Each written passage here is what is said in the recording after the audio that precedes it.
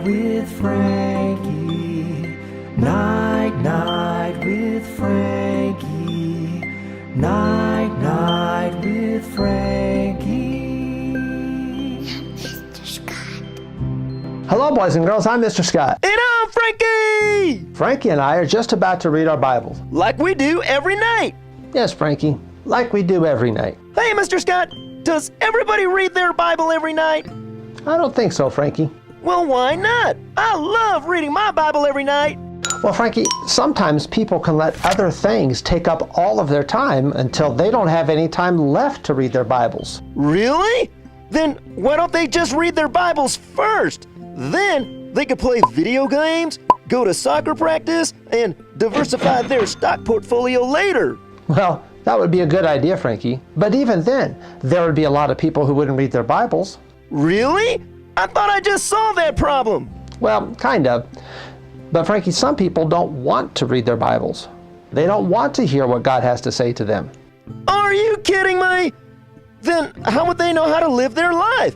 Are they just gonna make it up as they go along? I did that making brownies once and that didn't turn out so good.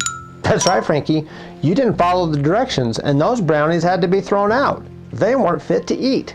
I know, and I'll eat anything. But I really thought I could figure it out, Mr. Scott. How hard could it be to make brownies? Well, Frankie, you realize now how important it is to read instructions, don't you? I sure do.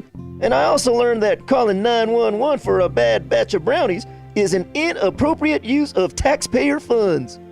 And it's even more important that we follow God's directions. You see, there's a lot of people who think that they can just figure out how to live all on their own, but they end up making a big mess of their lives instead. Oh, Mr. Scott, that would be awful. I mean, bad brownies is one thing, but a bad life. I know. So that's why we read our Bibles every day. It shows God that we want to hear what He has to say. And if we follow His directions, we won't make a mess out of our lives. That sounds great, Mr. Scott. I sure am glad I read my Bible every day. I hope the boys and girls do too. Me too, Frankie. We should always make it a priority to read our Bibles every day. Night-night, boys and girls. Night-night. So one time as Jesus was traveling along. Night Night with Frankie. Night Night with Frankie. Night